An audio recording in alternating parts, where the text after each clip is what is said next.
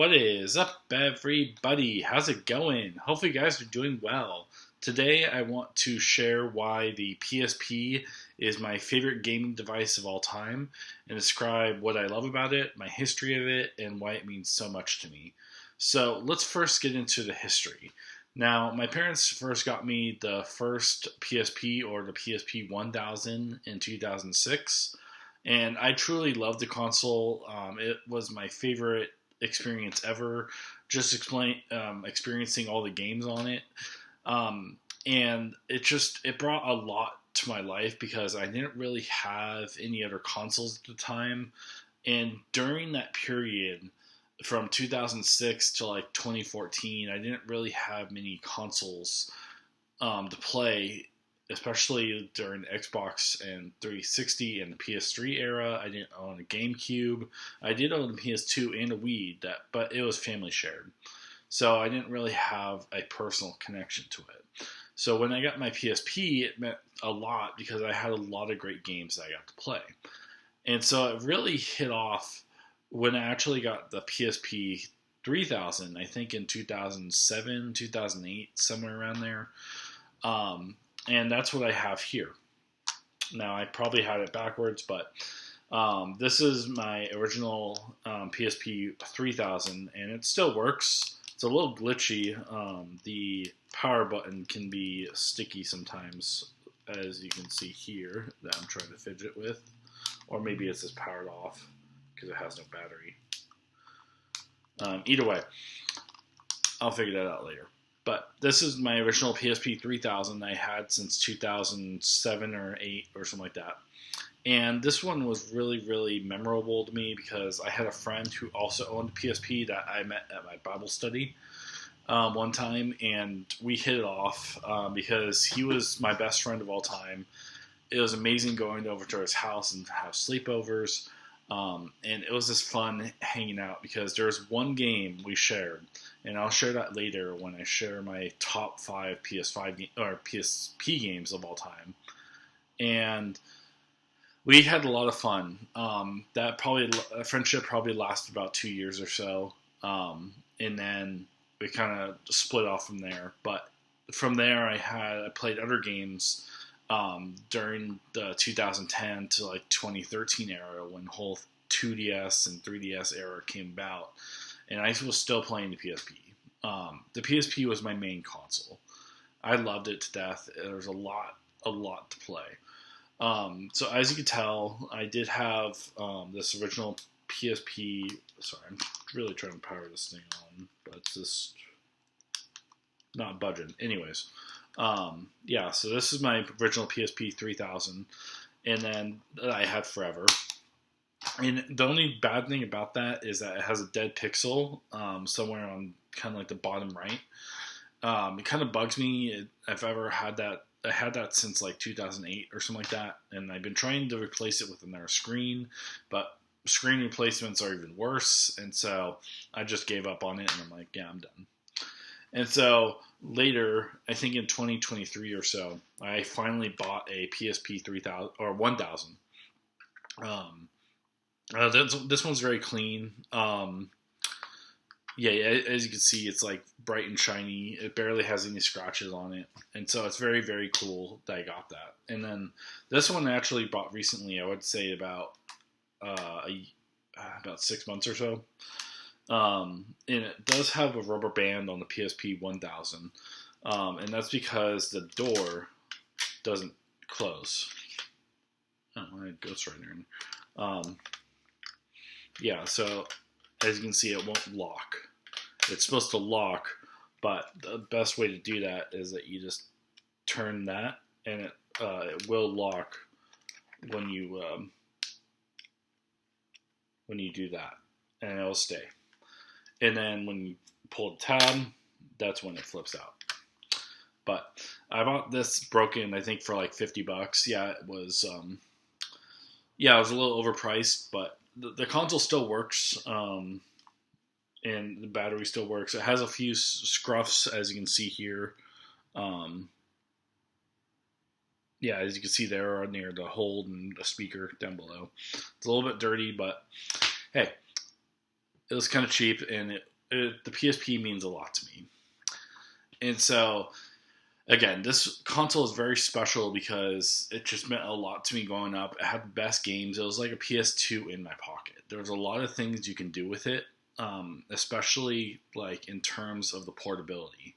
There's a lot in the era. There was a lot of stuff you could do.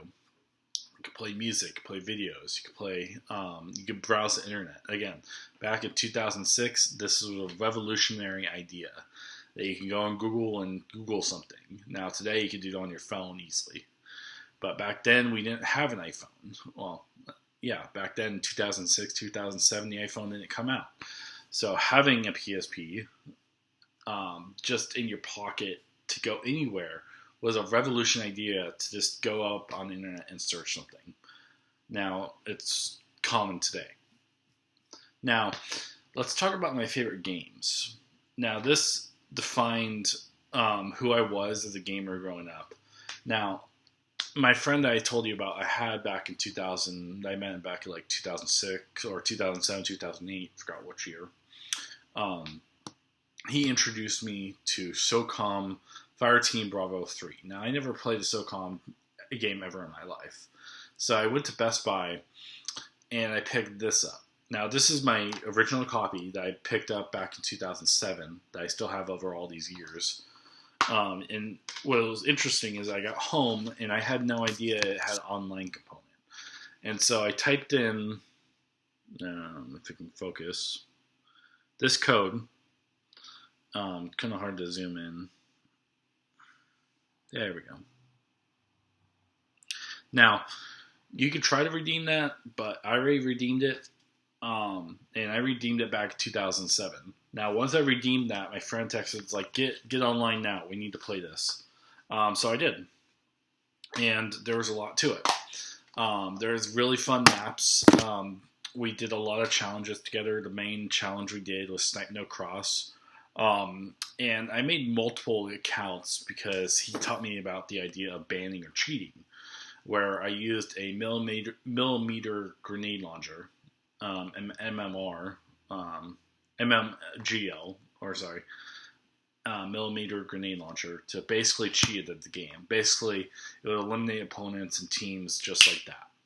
There's really no rhyme or reason to it. It was just fun. So, and it just had really fun maps. It had like a gorge you can go in between. It had like a really cool facility that they had in game. A really cool snow map. And it really had a lot of cool maps you could play on. And it was just a revolutionary game. If you're on the PSP back in 2008, this is the game you're playing online. It was very popular. SOCOM, unfortunately, is a dead series that Sony and PlayStation did not seem to revive. But, oh well. We just have to live by the old classics these days, you know? Anyways.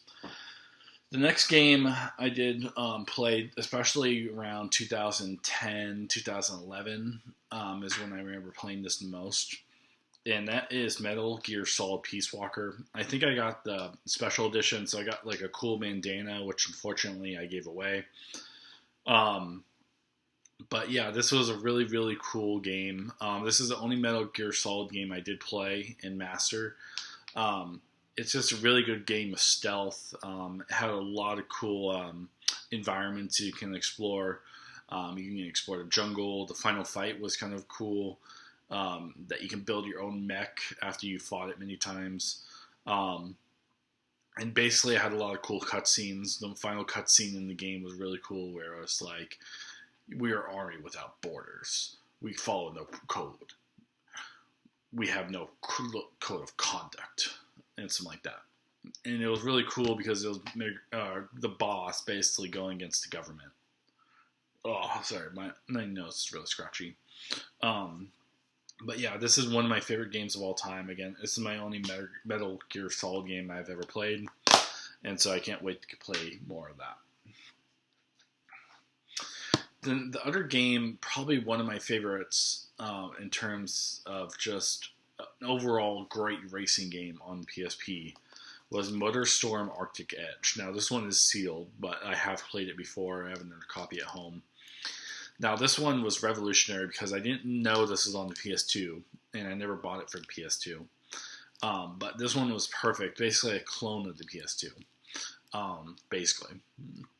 And it had a really great environments, destructible environments where you can go up against the ice bridge and it'll fall. It can go again. You can have an avalanche. It was really cool. I didn't own the PS3 again, so I never played MotorStorm or MotorStorm Pacific Rift. So this was my only introduction to MotorStorm, and I loved it. Having it on the PSP anywhere, wherever I went, and I can race, it was amazing. They did a really good job with the environments and everything. I think they did an absolutely stunning job just with the destructibility and everything about it. And I think that if you're going to play a MotorStorm game on the PSP, this is it.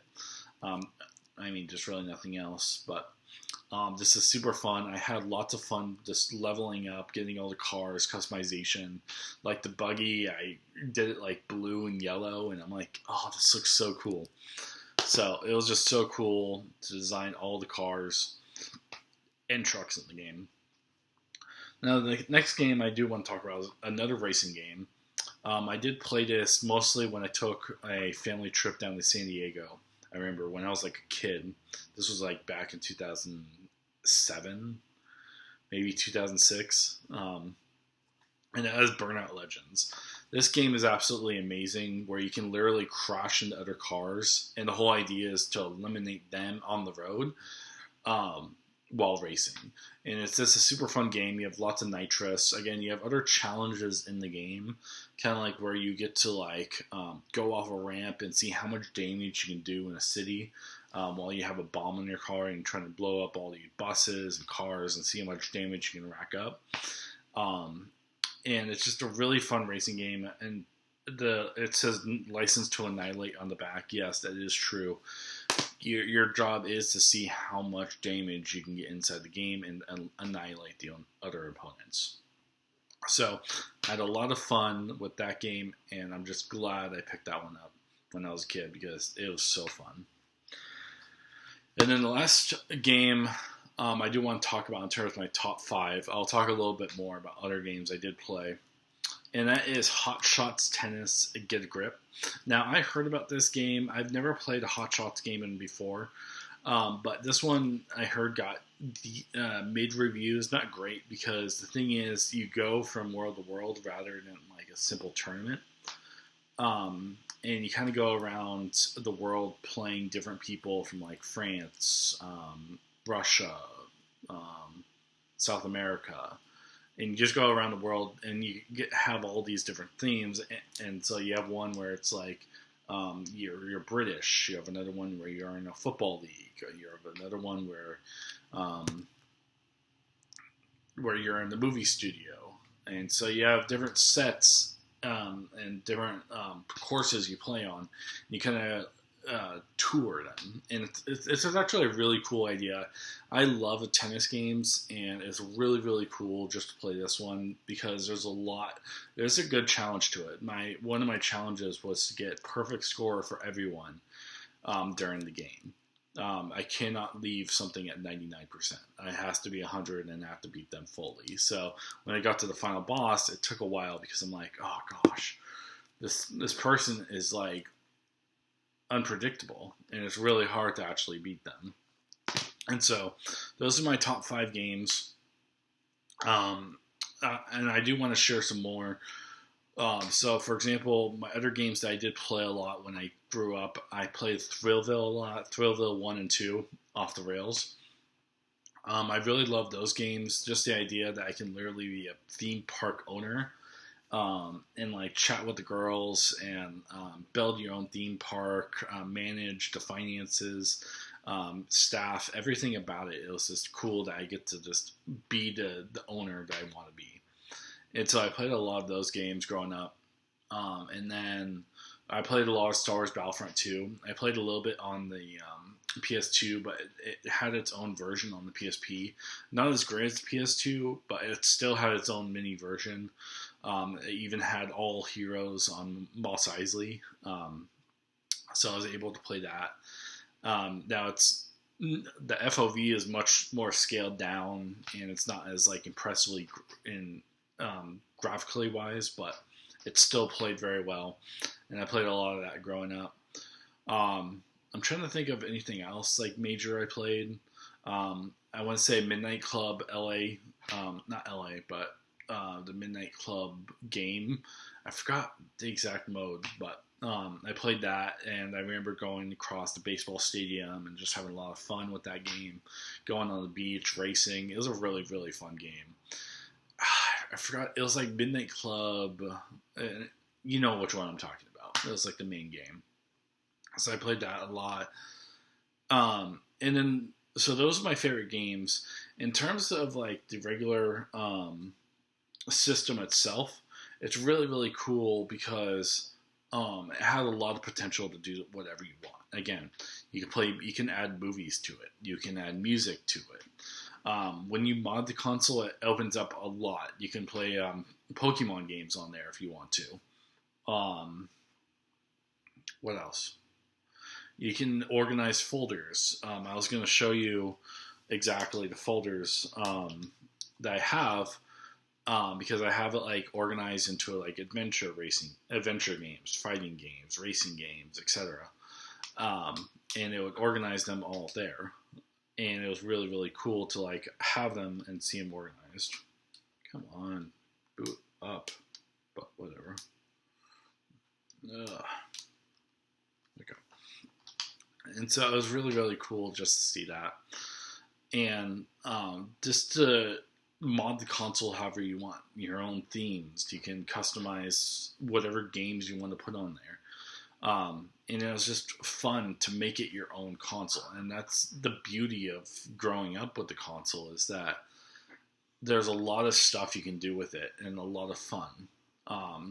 I listened to a lot of music and I watched a lot of movies back in the day. Now, granted, I think it's like at just over 480p pixels or something like that on the PSP. It's not great, but it is something that you can watch. Back in the day, again in 2006, watching those movies on the PSP was revolutionary. Now on the phone, it will have much better graphics where it's at least 1080p, and so you can watch that. Now, with a PSP, yeah, you will have downgraded graphics, but you can still watch it anywhere. And that's the best part about a PSP. You can literally slip it in the pocket, pull it out, and start gaming. Now, I didn't buy the PSP Go growing up. I was tempted by it. Yes, I love the idea that you can literally swap it, flip it up, swap it down, pull it back in. But the thing was, it only had 16 gigabytes, and it was digital only. And so my collection was mostly physical. And so I was like, what do I do with this? So I never bought a PSP Go growing up, although I was tempted to get one, but I never did. But the PSP 1000 is the main console I stick with, mainly because it's great in terms of physical games. When I plug a PSP game into my PSP 3000, it will have this grinding effect, and it will play the game, but it doesn't sound great. I think there's something wrong with the mechanism, and it just needs to be oiled up or something. I can't figure it out. But the PSP 1000 is great because it will just load it up, and there's no issues. It was much more reliable in terms of the hardware on the PSP 1000. And by the way, PSP means for PlayStation Portable, not PlayStation Portal. Many people can get this confused because they're like, oh, let me bring up this bulky PSP. I'm like, no, it's not a PSP. That's the Portal. It's a totally different device. The Sony PSP, as it is literally branded at the bottom here, literally stands for PlayStation Portable, what they meant back in 2008. And so, yeah. So that's kind of like my whole history of why I love the PSP. Again, I grew up with this console, this device growing up. I didn't have Xbox 360. I didn't have a GameCube. I didn't have a PS3. I didn't have a DS. I didn't have a 3DS. This was my main device that I played for almost a decade. It was my main device that I loved and cherished, while everyone else had a different experience in gaming. Um, and I had some of the best experiences early on. I made the greatest friend I ever had, and we had a lot of fun playing SOCOM and other games on the PSP. Um, the other great game I remember playing was Star Wars: The Force Unleashed. I had a lot of fun just playing and enabling cheats on there and just having fun with the game. The PSP in general is just a great, great console or device. I'm not going to call it console because it's not like a full-on PS3 or a PS5, but it's definitely a powerhouse in terms of what you can do on there, and it's an amazing, amazing console device. I need to stop calling it console, but yeah, that's why I love the PSP. A lot of my friends actually had a 3DS growing up, or just PS3. They kind of missed the PSP. It was popular, but like around my school, no one played it, especially in my middle school and high school. It's like they'd rather play Super Smash Bros. Brawl, or they'd rather play Pokemon X on the 3DS, or they would rather play Minecraft, because it was the Minecraft back in my day. It came out in 2009. Yeah. I bought the alpha, and it was a popular game. It ballooned, especially once it hit like 2012 to 2013. My gosh, it blew out from there. And so the PSP, I stuck with that forever. The idea that you can play games anywhere, basically have a mini PS2 in your pocket all the time, was just absolutely spectacular. And that's why I just love it. Is that it's a portable gaming device you can literally do anything with.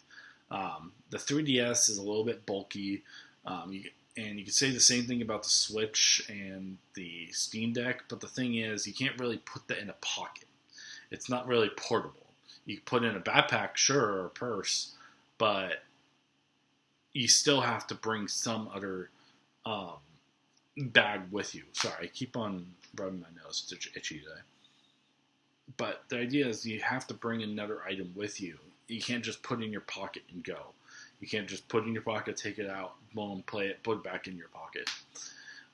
You have to bring another device. And I think that's what's so special about phones and just handhelds, is that the portability of it all is just absolutely amazing. And so, yeah. Hopefully you guys enjoyed this video. In terms of pickups, I did pick up one game, and it finally got delivered because I ordered this a long time ago, and I wanted this game for a while, and that has Hi-Fi Rush. This is an Xbox exclusive, so I'm finally glad I actually got a physical copy fully installed on the disc, so I can finally play that. And that's the only copy that I have. In terms of what I've been playing recently, very recently I've been playing GTA. I've been trying to replay the game multiple times to get multiple save points on PC and PS5 to exploit money glitches. Not in online, but in story. So it doesn't really matter if I cheat or not, because it's story mode. It doesn't affect anyone.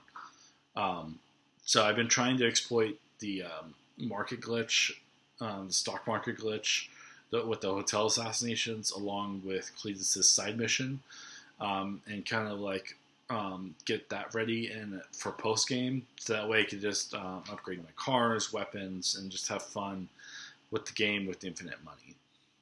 So it's really cool that I get to experience that, and I'm trying to speed run through the game, and know all the tips and tricks. I'm not the fastest. I think my subpar time is like 8 hours or something like that. I think, but it's still a lot faster when I first played the game. When I first played, my subpar time was around 12 hours playing the game. But there's a lot of tips and tricks you can shorten that. Now, I know speedrunners can get it down to like 6 or 7. Get it? 6, 7. Anyways. The other game I've been playing is Rainbow Six Siege as usual. I've kind of decreased my time on that, where I'm not playing like 5 hours a day. I'm playing it more like 1 hour.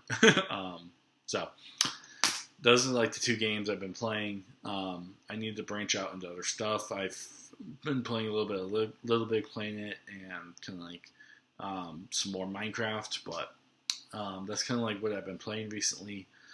But hopefully you guys enjoyed this video of why I love the PSP and why it meant so much to me. It's great that I got to share the games, the history, and why it meant so much to me, because it was like the primary console or device I grew up with. There's nothing else. So if you guys have any questions or just comments, feel free. But otherwise, hope you guys are doing well. With lots of love and respect, you guys. I'll see you guys next time. Peace out and bye.